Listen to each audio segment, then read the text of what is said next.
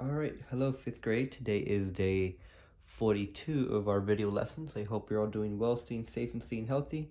One thing I just do want to remind you all is to please be sure that you are completing your seesaw assignments. Only a few of you have been completing them. Please be sure that you're completing your seesaw assignments, okay? Repeat it again. You should go over here where it says your name, and then you go down to my class, and then you go down to the activities page, and then you'll see all the assignments that you have to do. Okay, please be sure that you're completing those. Please be sure that you're completing those, otherwise I will not be able to give you a grade. Okay, we have a Zoom meeting today at 1 o'clock, so please be sure that you join. And that is all I have. This is your warm-up. Go ahead and pause the video and get started. Alright, so our first question says, change 3 wholes and 1/3 into an improper fraction. Okay, well, first of all, we have to know that this fraction here is a mixed number, and we have to change it into an improper fraction. So let's go ahead and do that. I have 3 wholes and 1/3. So what's one method that we use to change this mixed number into an improper fraction? Exactly, the horseshoe method. So I multiply 3 times 3. That gives me 9, and then I add 9 plus 1. That's 10, and so it's 10 over 3, and that's my answer. Okay, simple. Now let's go ahead and solve number 2. Number 2 says change 10 over 3 into a mixed number.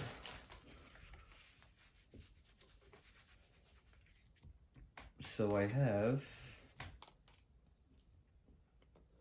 10 over 3. And if I want to switch it as a mixed number, well, I can draw it, remember? How does 10 over 3 look like? Well, I have a box, and they have 3 pieces, and I have to shade in 10. 1, 2, 3. But I ran out of space, so I have to make another one.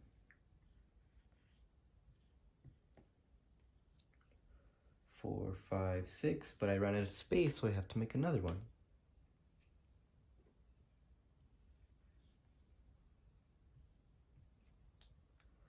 7, 8, 9.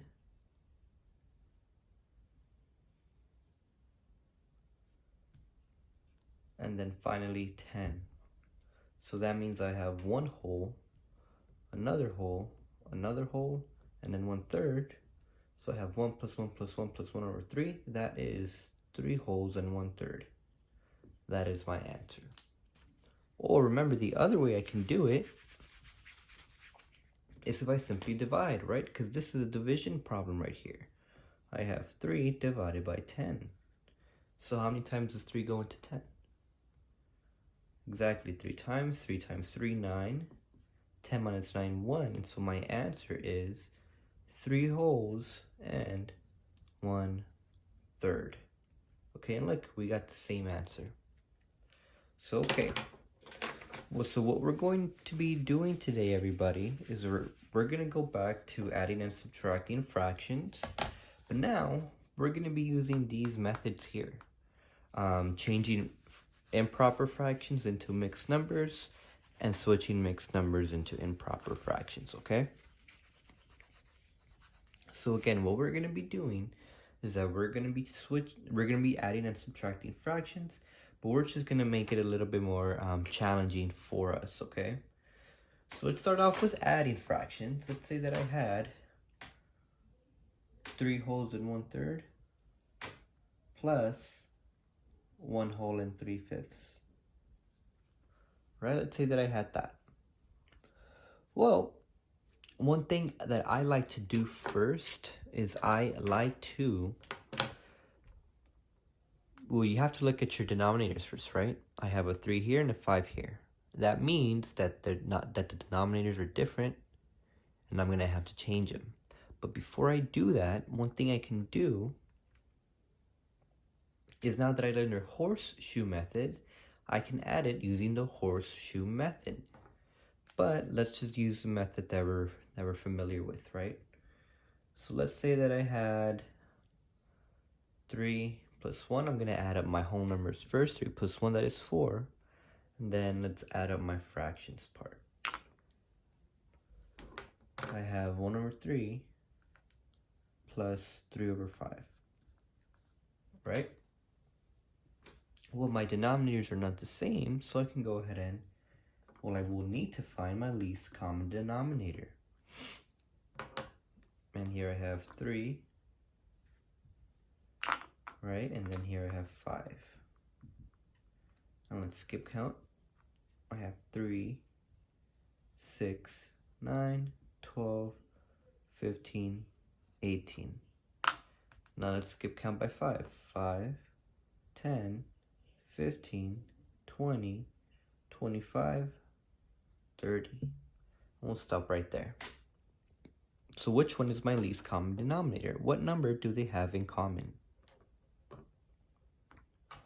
Exactly, the 15. So my least common denominator is 15. How can I multiply this 3 to become a 15? Exactly, 3 times 5. So they're going to change. 1 times 5, 5. 3 times 5, 15. And then let's move on to this one. How can I switch this 5 into a 15? What do I need to multiply by? By 3, exactly. By 3, by 3. 3 times 3, 9. 5 times 3, 15. And that's how I know I'm doing it right, because my denominators are now the same. So I have 5 plus 9. That's going to give me 14 over 15. So my answer, everybody, is 4 wholes and 14 over 15. Now, what did we do? Let's recap. Let's summarize. Well, I added up my whole numbers first. 3 plus 1, that gives me 4. And then I added up my fraction part. 1 plus 3 plus 1 over 3 plus 3 over 5. I saw that their denominators are not the same. So I figured out my LCD, my least common denominator. I skip counting by 3, and then I skip counting by 5, and then I saw that 15 is my least common denominator. I switched them, and I got 14 over 5, and I put it in here, okay? And that's how I got my final answer. But there's another way we could have done it. Let me show you. So let's use our same problem, though. Let's say that I had 3 wholes and 1/3 plus 1 whole and 3/5. Okay, so it's the same problem. Same exact thing. But let's go ahead and now switch my mixed numbers into an improper fraction. Okay, I'm going to say that again. Let's change up my mixed numbers into an improper fraction, because these two are mixed numbers. So let's change them into an improper fraction. So 3 wholes and 1 over 3 is an improper fraction. 3 times 3 is 9. 9 plus 1 is 10. And look, remember, this was our warm-up question. 3 wholes and 1/3 is an improper fraction is this. And now let's go ahead and switch up this one. 5 times 1 is 5. 5 plus 3 is 8. So 8 over 5. And now I have something like that. Okay? Let's add them up or subtract them or whatever we need to do, but we have to make sure that denominators are the same. In this case, they are not, so let's go ahead and find them. Let's find our least common denominator. I have 3 and I have 5. Let's skip count. 3, 6, 9, 12, 15, 18, 21. Let's skip count by 5. 5, 10, 15, 20, 25, 30. And we'll stop right there. All right. Okay. So, what is my least common denominator? Yeah, 15. So 3 times what number will give me 15? Yes, 3 times 5. 10 times 5, 50. 3 times 5, 15. Now let's change this one. How can I multiply this 5 to become a 15? 5 times 3. 8 times 3, 24. 5 times 3, 15. And so my answer is 50 plus 24, that is 74, over 15. Again, my denominator does not change, or I don't add them up. And so my final answer is this, 74 over 15. So I can leave it like that, or I can divide it. So let's see what would happen if I divide it and switch this into a mixed number. Because remember, this is an improper fraction right here. My numerator is greater than my denominator. So let's go ahead and switch it into a mixed number. And how can we do that? Oh, by dividing. And I'm just going to do that in this space right here. Right, so let's divide 15 and 74. How many times can 15 go into 74? Well, let's see. 3 times. 15 times 3. That's 45. Let's see if I can go more. 15 times 4. That is 60. 15 times 5. That is 75. Oh, 5 is too big, so it can only fit in 4 times. Okay. And 15 times 4 is 60. Can 15 go into 14? No. Do I have a number to drop? No, so I'm finished. So what is my answer? 4 wholes, 14 over 15. And look, everybody, we got the same thing. Right? So you can leave your answer like that, 74 over 15 as an improper fraction, but it really just depends on what the directions are asking you to find, okay? If they want you to leave it as an improper fraction, then you can leave it like that, but if they want you to leave it as a mixed number, then you leave it like that, okay? Now let's go ahead. Now this method right here that we used is different from the one here, right? This is the one that we're kind of familiar with, and then this is a new one where we switch them into a horseshoe method, right? Let's summarize what we did in this method. I noticed that I have a mixed number, right? I have one here and then one here. So I decided to switch them into an improper fraction like this one. Okay, so I converted this mixed number into an improper fraction. Okay, and then I was left with 10 over 3 plus 8 over 5. Okay, I saw that their denominators were not the same, so I found out their least common denominator. And then I switched them into these pink fractions right here. Okay, I added them up and I got 74 over 15. And next up, I wanted to switch this improper fraction into a mixed number, so I divided them. I divided 15 into 74, and I got 4 wholes and 14 over 15. Okay? So now let's go ahead and use this same method, but on a subtraction problem. And I think that's when this method right here is super helpful, when we subtract mixed number fractions. This is what I mean. Let's say that I had, 10 over 3 minus 2 wholes and 1/4. Now this looks really confusing, right? This looks pretty like it's going to be a lot of work, but it's actually really simple when we use our horseshoe method. So first thing you need to do is identify your mixed number. Which one is our mixed number? Exactly, this one. This is my mixed number. So let's go ahead and change that into an improper fraction. 4 times 2, that is 8. 8 plus 1, that is 9. So I have 9 over 4. And then I'm subtracting that by this. Is this an improper fraction? Yes, it is a mixed. Is it a mixed number? No, so I can just go ahead and drop that down. Okay, because the goal is, everybody, our goal is to get rid of the mixed numbers, okay? Our goal is to get rid of the mixed numbers. And now look, I have something that's a little bit easier to work with, right? I just need to find my least common denominator,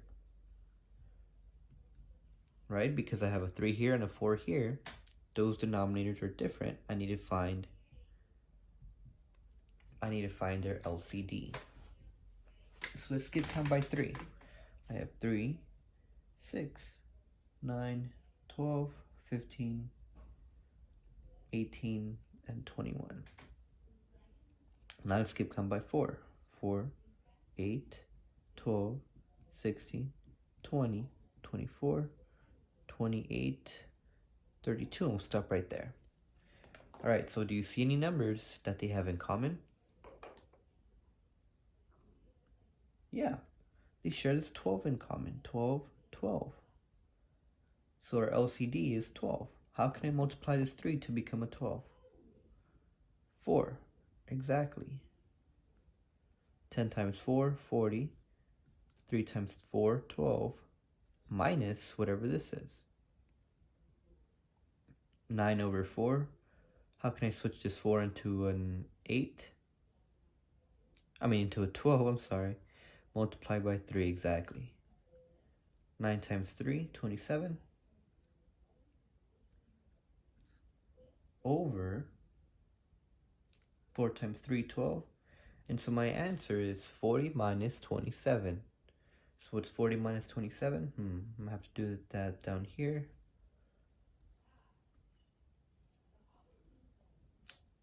13 over 12. That is my final answer. And again, we have an improper fraction here. And so let's say that our directions say to leave our final answer as a mixed number. So let's divide 12 into 13. And again, I'm going to do it in this space here. 12 goes into 13 how many times? That one's easy, just 1. 12 times 1, 12. 13 minus 12, 1. And so what is my answer as a mixed number? 1 whole and 1 over 12. Okay? That's it. And again, I really like this method that we learned here.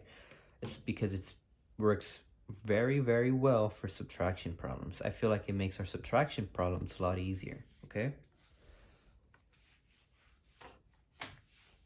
So I'm gonna do one more subtraction example, and then that's it, okay? So let's do a little trickier one. Let's say that I had 5 wholes and 3/5.